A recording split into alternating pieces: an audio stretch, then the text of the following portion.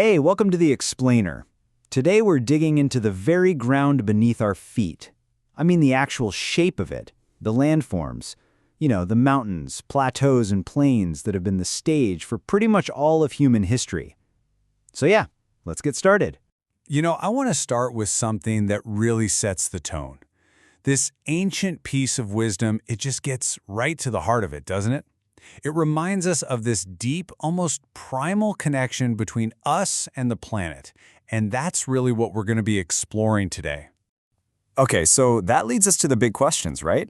What are these different types of landforms? And maybe more importantly, why should we care? Well, it turns out they don't just sit there. They actually shape us. They shape how we live, the problems we face, and yeah, even our cultures. So here's what we've got lined up.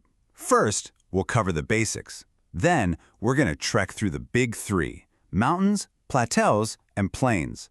And finally, we'll tie it all together and look at that deep connection between the land and how we live. All right, first up, the fundamentals. Before we can start climbing mountains, we got to know what we're even talking about.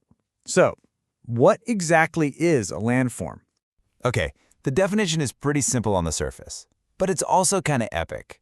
A landform is just a physical feature on our planet. But here's the mind-blowing part. These things aren't just sitting there. They were sculpted over millions of years by incredible forces. Okay, let's start our climb. We're heading up high to talk about our first major landform, the mighty mountains. We're going to see how life, both human and animal, manages to thrive at these crazy altitudes. So, what's the difference between a big hill and a mountain? Well, it really comes down to dramatic height. You're looking for a wide bottom, super steep slopes, and a narrow peak, a summit, that just towers over everything else around it. And just look at this. This chart really shows you the insane scale we're talking about.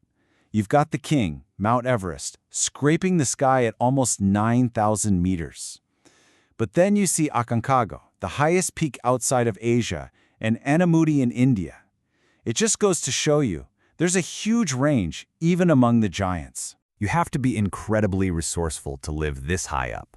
I mean, to even grow food, people literally carve steps into the mountainside. That's terrace farming. Herding animals becomes a main job. And of course, there's tourism. People coming for the views, the skiing, the hiking, or for spiritual journeys. And it's not just us. Nature adapts too.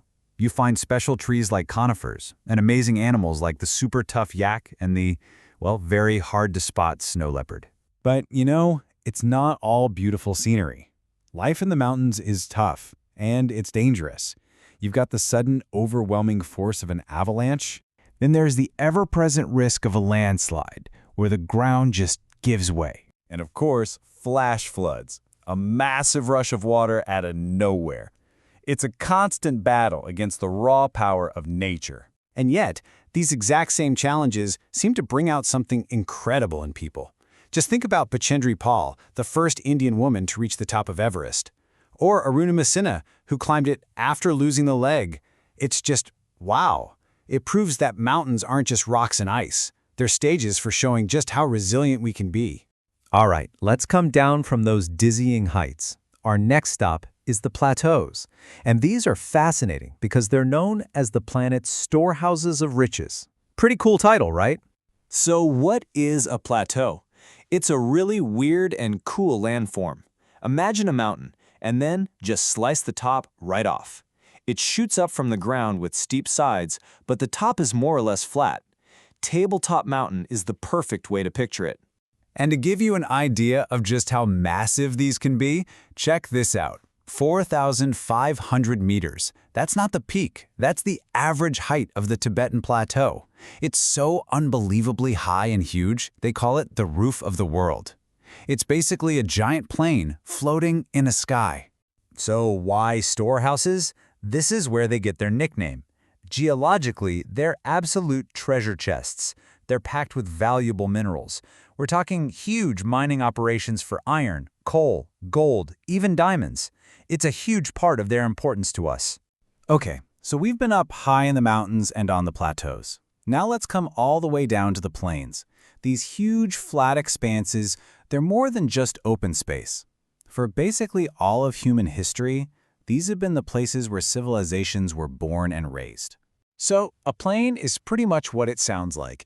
It's defined by being flat or maybe gently rolling and at a pretty low altitude. Unlike mountains or plateaus, you don't have big changes in elevation, just wide open land, usually not far above sea level. So why are they so critical? Well, here's the secret sauce. Rivers flow down from the mountains, and they carry all this great stuff with them. Tiny bits of rock and organic material called sediment. They drop it all over the plains, and over time this builds up into incredibly rich, fertile soil, perfect for farming. And if you have food, you can have a lot of people. And when I say a lot of people, I mean a lot. Look at this number, 400 million. That's not a country, that's the number of people living on just one plain, the Ganga Plain in India. Just let that sink in for a second. It's absolutely staggering, and it shows you just how essential these places are. Okay, for our last section, let's zoom out a bit. We've talked about the science, the geology, the economics, but now let's get into something deeper, the cultural connection we have with the land. Check this out. This is a really cool, totally different way of looking at it. This comes from ancient Tamil poetry, where they had this concept of the 5 tine. Each tine was a type of landscape, but it was so much more than that. As you can see, the mountain landscape, Kurinji, was tied to hunting. The plains, Marudam, to farming. Each landscape had its own main occupation, its own mood, even its own type of poetry.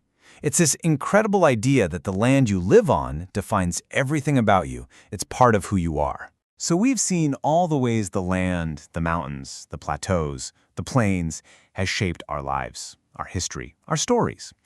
But that relationship is changing, isn't it? It's not a one-way street anymore. And that leaves us with a really big, really important question to think about. The land has always shaped us. But now, how are we shaping the land? Thanks for joining me on The Explainer.